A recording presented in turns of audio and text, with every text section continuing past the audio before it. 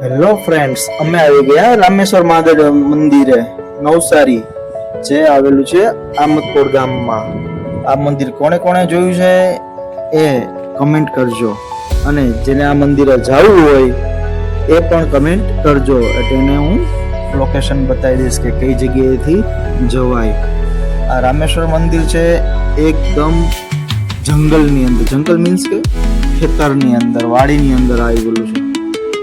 ફરતે બાજુ હરિયાળી, અહીંયાથી આપણો હાઈવે પણ દેખાય છે. ચાલો તો હું તમને અંદર મંદિરની અંદર માતાજીના દર્શન કરાવું. તમે આપણે અહીંયા આવીને જો આ લોકોએ દરવાજો અડધો જ ખોલ્યો, જો મારે હરખો કરવો પડશે. તો આપણે આખો દરવાજો ખોલી નાખ્યો.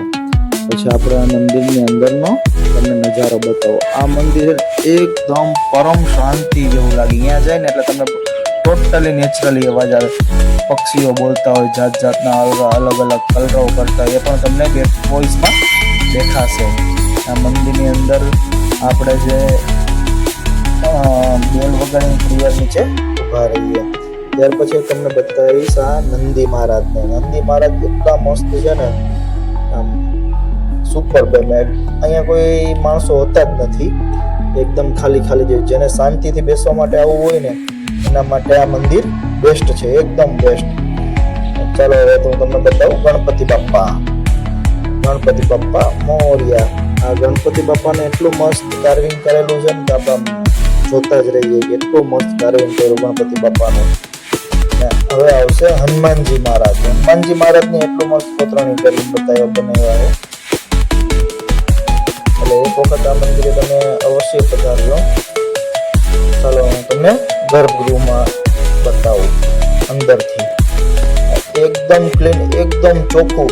જે તમને નવસારીમાં કોઈ જગ્યાએ આટલી ચોખ્ખાઈ નહીં જોવા મળે, એટલું મસ્ત મંદિર છે. અહીંયા એક વખત માણસ જાય ને એ બીજી વખત 100% આવે એમ આ મંદિરે. એટલું બહુ મસ્ત મંદિર, પરમ શાંતિ. તમે 1-2 કલાક તમારી ક્યાં નીકળી જાય ને શાંતિથી બેઠા હોય તો તમને ખબર જ ન પડે. અમે આ બધા ચાલુ થઈ ગયા પૂજા કરવા માટે. મમ્મી ને નીકુ આ ચારે આ બધા અહીંયા અંદર જ પાણી બહારથી લઈ લેવાનું મહાદેવને ચડાવવા માટે. હજુ તમે ખાલી ચોખ્ખાઈ જોવો આ મંદિરની, કેટલું વ્યવસ્થિત લાગે આ મંદિર. કોઈ જાતની પેલું નહીં. હા, ઉમિયા માતાજી જો હવે અહીંયા જો મહાદેવને ને પા શેષનાગને ચડાવે પાણી. વાસુકીના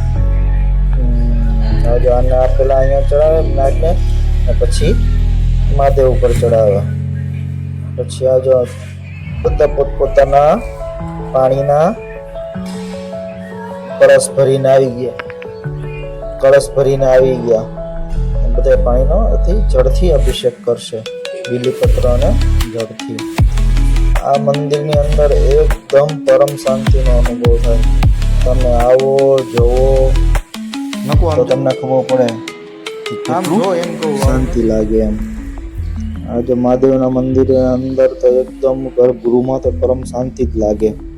તમે ચોક્કસ આવજો અહીંયા, મહાદેવને જોડાવા પણ કરજો. જો અમારી બેન વિધિબેન એ પણ પૂજા કરે મહાદેવની. આ તો અમારે પાણી લોટા જ ચડાવે કરે મહાદેવને. આમ ગરમીથી આ મુક્ત કરી દેવાય ને એવું કરે, નાખ્યા જ કરે, પાણી ચડાવ્યા જ કરે. અમારો નકુડો પાછો ભરવા ગયો. ઓલું આખા ડોગી આપી દે, પાણી જોઈએ એટલે ચાલુ જ થઈ જાય જળ ચડાવવા માટે. ચાલો હું તમને હવે બહારનો આખો મંદિરનો વ્યૂ બતા. અહીંયા મંદિરની ઉપર અંદર આપણે એન્ટર થઈએ ને અહીંયા બારે જ્યોતિર્લિંગનું ચિત્ર લગાવેલા છે, ફોટા લગાવેલા છે. કઈ જગ્યાએ છે એ પણ લખેલું છે.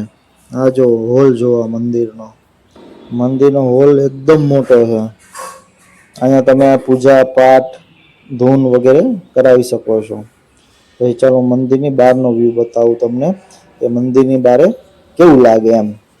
આ જો મંદિરની બારે જઈએ ને ફરતે બાજુ ખેતર જ છે. આ શ્યામ તુલસી ફરતે જ બાજુ ખેતર ને વચ્ચે મંદિર આવ્યું છે. આ લગભગ તો 99% કોઈ જોયું જ નથી. જેમ જોયું હશે ને એને ખબર હશે કે કેટલું સારું લાગે.